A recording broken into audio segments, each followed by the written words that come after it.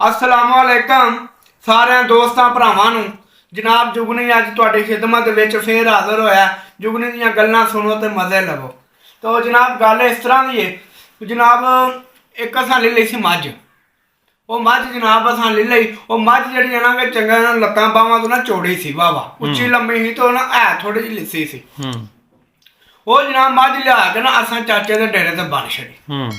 उत्थे लिया के बन छड़ी वो जनाब, उत्थे पट्ठे पुट्ठे उन्होंने पाइए ते वो जनाब इस तरह किया। उत्थों जी मझ सी ना लैन दी पिंड असां लैन दी, तो भाई उन्हें चगाइए च कोई उन्हें पर पट्टे छट्टे ना असीं पांदे हाँ। वो जनाब दिन ब दिन ना वो मझ जिहड़ी है ना वो लिस्सी हुंदी रही।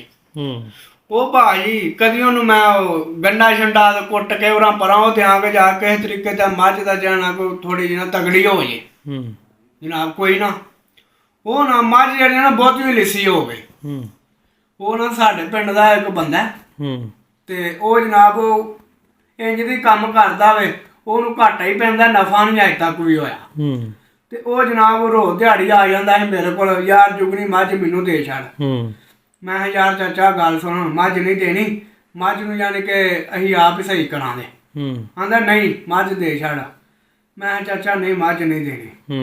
वो जनाब वो टुर गया, कोई 2-3 दिन लंघे फिर आ गया। मैं उन्होंने गंढा पे देंदा सा, हूँ मैं गंढा पे देंदा हाँ, तो फिर आ गया यार जुगनी मझ दे छड़।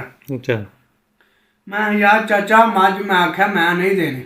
आंदा नहीं यार मेरा मझ तो दिल मैं ते शै है केड़ी तेरा दिल इन्हें मर जानी। आंदा तू मझ दे। मैं जनाब वो परेशान हो गया। मैं इनू आना भी पे इन्हें मर जानी, अगों आंदा है मैनू मझ दे। मैं ख्याल आ भाई दस किवें खड़ना।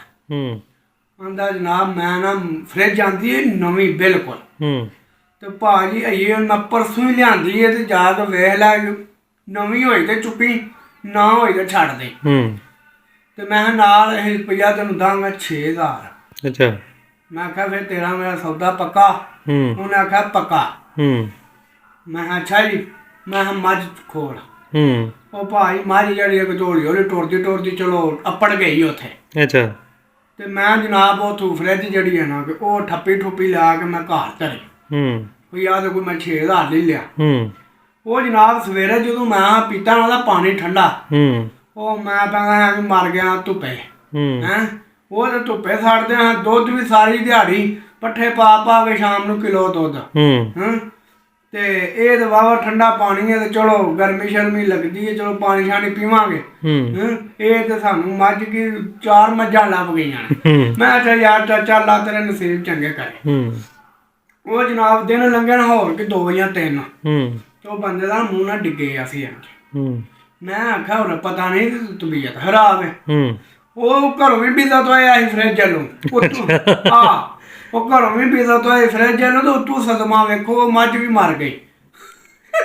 मझ मर गई। उन्होंने जो आख्या चाचा मझ ना खड़ी, मझ मर जानी आ। वो जनाब वो आखे मैं मझ खड़नी। वो मैं चाचा ना खा लांदा, मैं खड़नी है। चल भला होवे तेरा, मैनू फ्रिज दे गया, ला पुत्रा पानी पिया पी ठंडा, ना रुपया 6000 दे गया, ला फड़ विच वो दुध दे कुल्फे लिया के धर तो भी खा, तू पी ला दुध दा। तेनू जो मझ नहीं रहनी है, तू ही आख्या खादे ना घाटा, कोई नफे वाला कम कीता ही है। ते मैं इस वास्ते मैं तुहानू ये गल सुनाना चाह रहा, गल मैं तां कीती है। एक बंदा कोई अड़ी करे ना कि भाई यह चीज मैं नहीं देनी, ओहदे पीछे ना भजे जे, वो चीज तुहानू नुकसान देगी।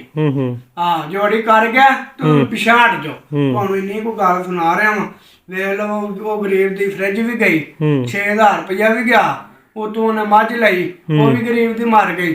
तो मैं तो ये दुआ करना कि चलो अल्लाह ताला ओहदे भी घाटे पूरे करे। तो जनाब वो फ्रिज का पानी हूँ तक मैं पीने आ, ते जनाब तुसीं भी ना कहीं शै पिछे अड़ जाया जे, जे कोई नहीं देंदा तो उन्हें आखो भा नहीं अल्लाह तेरा नसीब करे।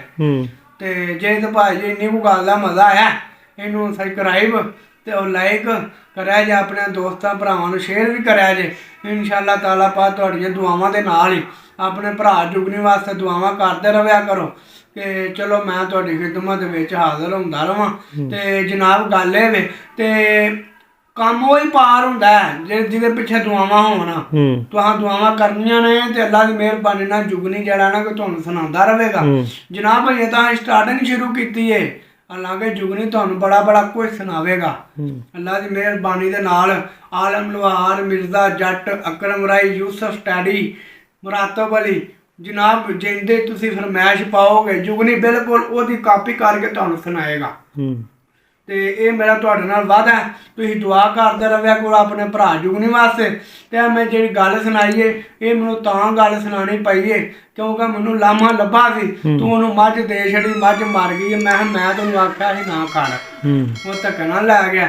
ਤੇ ਚਲੋ ਕੋਈ ਨਹੀਂ ਗੱਲ, ਅੱਲਾ ਉਹਦੇ ਵੀ ਘਾਟੇ ਪੂਰੇ ਕਰੇ। ਸਲਾਮ ਅਲੈਕਮ।